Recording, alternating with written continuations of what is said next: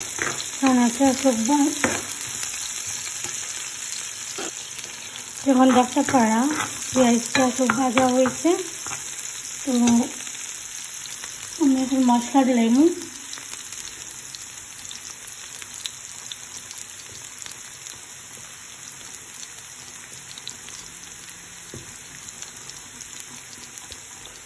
খুব অল্প মশলা দিলাম, তো কারি পাউডার দিলাম এখানেও অল্প একটু। নর্মালি আমি মাঝে মাঝে খালি হলুদের পাউডার দিয়ে করি, তো আজকে একটু কারি পাউডারও দিলাম। খালি হলুদের পাউডার দিয়ে করলেও ভালো লাগে।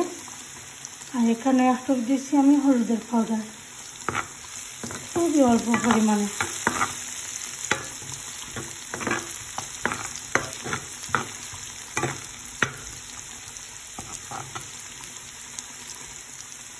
এখন আমি ছানা দিলাম। ছানা রান্না 5 মিনিটও লাগে না, খুব ইজি। আমার কাছে সবথেকে সহজ মনে হয় ছানা বিরান।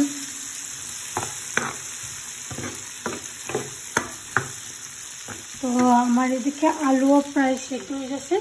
এখন আমি একটা সিলিন্ডারের মধ্যে লয়ে নিলাম। এখন আমি সিদ্ধ আলুটারে দিলাম।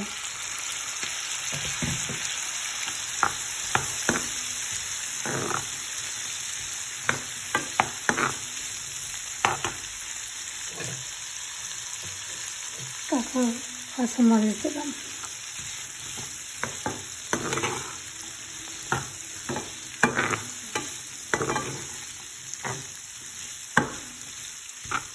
পাঁচ মিনিটের মতো নিটারে আমি এখন রান্না করব। 5 মিনিট পরে আমি ধনিয়া পাতা দিলাম। একটু ঢাকনা দিয়ে দেখে রাখে দিলাম। তো এখন 5 মিনিট পরে দেখতে পারা নিয়েছি, খুব সুন্দর করে ভাজা হয়ে গেছে। তো এখন আমি ধনিয়া পাতাটা দিলাম।